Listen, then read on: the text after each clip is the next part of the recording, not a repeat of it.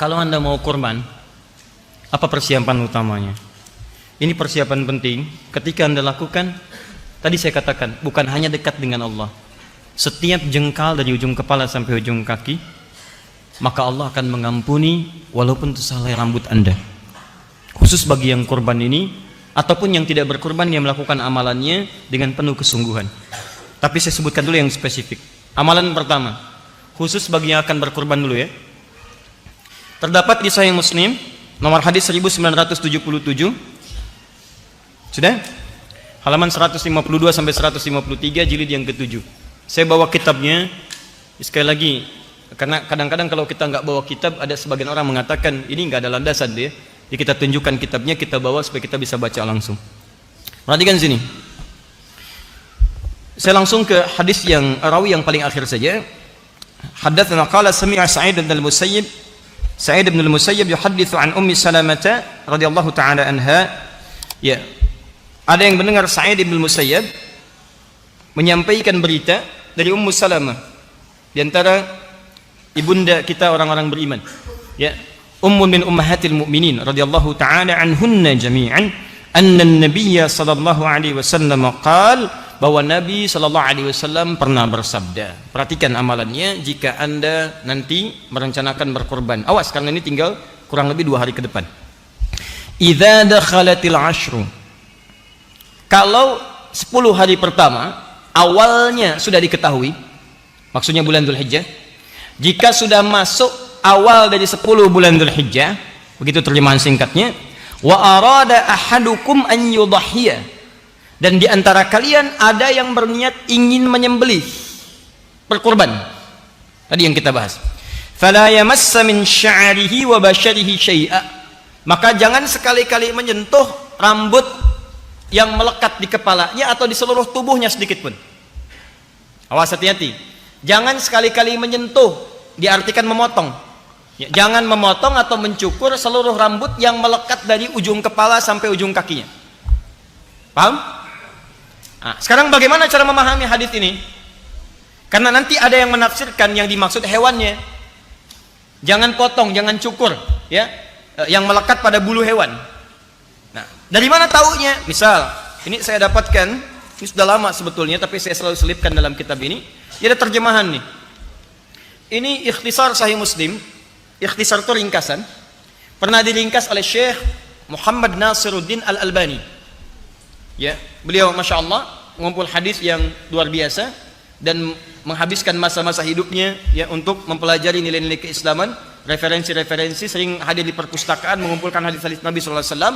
Di antaranya pernah beliau meringkas Sahih Muslim. Ringkasan itu begini, kadang-kadang dalam satu bab hadisnya tidak satu, mungkin 9 hadis diringkas. Kira-kira yang paling utama yang mewakili berapa? 3 hadis cukup 3, yang lainnya tidak disebutkan karena terwakili dengan 3 ini. Jadi tidak semua masalah hadis itu cuma 1 hadis. Bismillahirrahmanirrahim, bismillah dalam salat itu 70 hadis.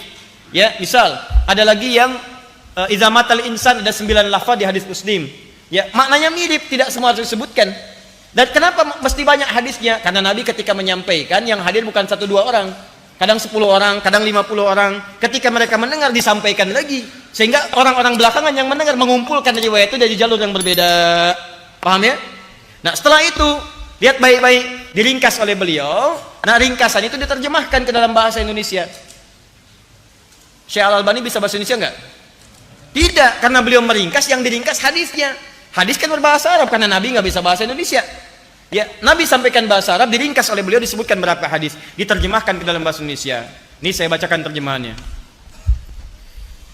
Apabila 10 hari pertama telah tiba dan seorang di antara kalian bermaksud hendak berkorban, maka janganlah dia mengambil bulu dan kuku binatang korbannya.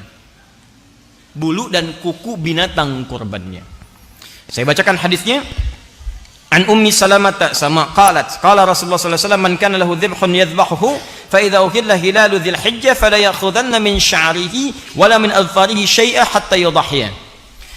Bersumber dari Ummu Salamah radhiyallahu ta'ala anha, ia menuturkan Rasulullah SAW bersabda, barang siapa memiliki binatang yang hendak disembelih sebagai korban, apabila awal bulan Dzulhijjah telah tiba, maka janganlah dia mengambil sedikit pun bulu dan kuku binatang korbannya hingga dia menyembelihnya.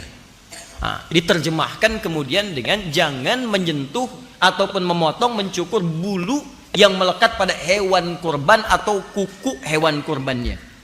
Jelas? Jadi ada terjemahan seperti ini. Ya, sementara kalangan memahami demikian, tapi juga ada yang memaknai dengan pemaknaan yang lebih kuat. Dan ini saya cenderung kepada pemaknaan ini, nanti di atas namakan dalil-dalil berikut. Yang dimaksud dengan ini semua, larangan mencukur. Ingat, mencukur ataupun memotong baik rambut ataupun kuku, saya lebih cenderung pemahamannya bukan ke hewan, tapi lebih cenderung kepada orang yang berkurbannya. Dari mana kemudian dalilnya? Baik, mari kita lihat dengan 3 pendekatan. 1, hadis ditafsirkan dengan hadis lagi. Nanti ada hadis lain. Ingat, kalau ada berita dari Nabi, kemudian hadisnya tidak hanya 1, maka kaidah yang berlaku di ilmu hadis al-jam'u wa taufiq. Kumpulkan semua hadisnya, baru pahami secara menyeluruh kemana maksud pernyataan hadis Nabi itu. Jangan cuma satu-satu. Kalau cuma satu-satu, lemah nanti pemahamannya. Alhamdulillah. Nah, hadis yang ini ketika disebutkan di Sahih Muslim itu nanti ada hadis yang biasa dengan nomor, ada turunan hadis menggunakan bintang. Ada bintang, bintang, bintang. Biasanya yang bintang itu menunjukkan syarah hadis yang sebelumnya. Atau asbabul wurud. Sebab kenapa ini diperintahkan. Nah, sekarang setelah kita baca yang ini, kita baca hadis yang lainnya. Saya bacakan hadisnya. Haddatsani Al-Hasan ibn Ali Al-Hulwani, haddatsana Abu Usama, haddatsana Muhammad bin Amr, haddatsana Amr ibn Muslim bin Ammar al-Laili, qala kunna fil hammam qubail al-adha. Fokus baik-baik. Lihat sini. Rawi yang terakhir Ammar ibn Laili, Al-Laythi, Ibn Laythi mengatakan, dulu kami sedang berada di kamar mandi dekat-dekat waktu Idul Adha. Di kalau Idul Adhanya besok, mungkin tanggal 8, tanggal 9, mereka masuk kamar mandi beres-beres, bersih-bersih. Kemudian fattala fihi nasun, maka di sana orang-orang mulai membersihkan diri. Ya, ada yang macam-macam lah ya. Antum misalnya at-tala ini bisa juga diartikan chat kalau chat biasa. Kalau dalam konteks membersihkan diri ada mencukur, ya, ada kemudian misalnya cukur kumis, cukur macam-macam dan sebagainya, ya. Kemudian faqala ba'du ahlul hammam, ketika melihat beberapa orang sedang membersihkan dirinya, ada yang mencukur ya kumis, ketiak dan sebagainya, maka orang-orang yang tahu riwayat kemudian berkata pada orang bercukur itu. Apa yang disampaikan? Lihat, inna Sa'id bin al-Musayyab yaqra'u hadza. Kamu enggak tahu ya kalau Sa'id bin al-Musayyab itu tidak menyukai amalan ini. Maksudnya ini kan besok kita mau adha. Anda kan sedang menyembelih, Anda nyukur rambut yang melekat pada tubuh. Nah, menurut Sa'id bin al-Musayyab yang tahu hadis tadi, yang meriwayatkan hadis tadi, amalan ini tidak disukai oleh Nabi sallallahu alaihi wasallam. Ya, kalaulah yang dimaksudkan larangan cukur ataupun potong kuku itu melekat pada hewan, tentulah orang-orang ini tidak akan dilarang untuk mencukur rambut yang melekat pada tubuhnya pada saat itu. Teruskan hadisnya. Au yanha anhu, atau yang dimaksud tidak disukai ini melarang, jangan potong, jangan cukur, jangan potong kuku, jangan cukur rambut. Jangan lakukan itu. Kalau bahasa kita demikian. Kenapa? Falaqitu Sa'id bin al-Musayyab fadzakartu dzalika lahu. Ketika terjadi demikian, karena orang-orang ini belum tahu hukum, saya pun mengadukan persoalan ini kepada Sa'id bin al-Musayyab yang meriwayatkan hadis tadi. Apa kata Sa'id bin al-Musayyab?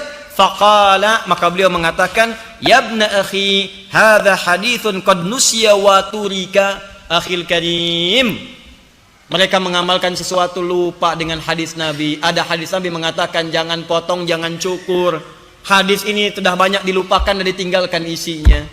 Jadi ada amalan bagi orang yang tengah akan menunaikan kurban, jika sudah akan berkurban tanggal 1 sampai dengan 9 atau sebelum hewannya dipotong, jangan cukur, jangan potong rambut, semua rambut yang melekat pada tubuh. Plus jangan potong kuku sampai hewannya disembelih. Paham? Kalaulah yang dimaksudkan hewannya, tentu Sa'id bin Musayyab tidak akan mengatakan itu. Dan beliaulah yang meriwayatkan hadis ini. Paham? 1.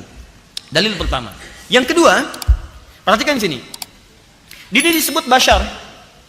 Bashar ini jelas menunjuk pada kulit manusia. Sya'ar dan basar. Kalau sya'ar saja bisa saja hewan. Tapi ketika sya'ar bertemu dengan bashar, maka ini menunjukkan rambut manusia, bukan bulu. Ingat, yang melekat pada manusia itu rambut. Kalau hewan bulu, jangan salah. Ini bulu ketiak, bukan rambut ketiak. Bulu itu hewan. Bulu ayam, bulu angsa, ya, bulu kambing, bukan rambut kambing. Kalau antum menyebut kambing itu rambut, tidak ada beda dengan antum. Paham ya? Ya, jadi hewan itu bulu. Ya, kalau manusia apa? Rambut. Nah, di sini disatukan antara sya'ar dengan bashar, sedangkan manusia disebut dengan bashar 35 kali kalimat bashar disebut di Quran. Basharain 1 kali. Bahkan kalimat pertama ketika menciptakan manusia, bashar. Quran surah 15 ayat ke-28. Wa idh qala rabbuka lil malaikati inni khaliqun bashara. Saya menciptakan seorang bashar. Kenapa disebut dengan bashar? Menunjuk kulitnya yang beda dengan kulit binatang. Lain, kulit manusia lain dengan binatang. Silahkan cek. Berbeda. Ya, beda. Antum lihat badak, beda dengan kulit antum. Main keragunan lihat, sama enggak? Sama enggak? Sama enggak? Beda. Ya, cuman Darwin yang sama, biarin aja dia, kita enggak ikutan. Paham ya? Baik, jadi teman-teman sekalian, Charles Darwin dia mengatakan manusia berasal dari hewan gitu kan, dan seterusnya. Kita tidak sesuai dengan itu semua. Kembalikan ke sini. Maka ketika dikatakan di sini min sya'rihi wa basyarihi, ini menunjukkan rambut manusia, bukan bulu hewan. Jelas? Yang ketiga dengan nalar. Di satu tadi dengan hadis ditafsir dengan hadis, kedua menggunakan bahasa, pendekatan bahasa, ketiga dengan nalar. Nggak ada kerjaan motongin kuku hewan. Dan bagaimana caranya? Sapi saya mau disembelih, bersihin dulu lah kukunya, begitu dipotong, tendangan dah. Paham? Nah, jadi yang dimaksud di sini adalah manusianya, bukan hewannya. Pertanyaannya, kenapa tidak dicukur dan dipotong itu? Supaya Allah berkenan mengampuni semua jejak tubuh kita dari ujung kepala sampai ujung kaki, sebelum itu dipisahkan dari tubuh kita karena khawatir pernah berbuat maksiat di dalamnya. Khawatirnya ketika diampuni, kuku itu udah pisah dan dia pernah bermaksiat. Bukankah tangan yang menulis status yang tidak jelas itu ada kuku di dalamnya? Bukankah tangan yang pernah mengambil sesuatu yang bukan miliknya itu adalah ada kuku di dalamnya?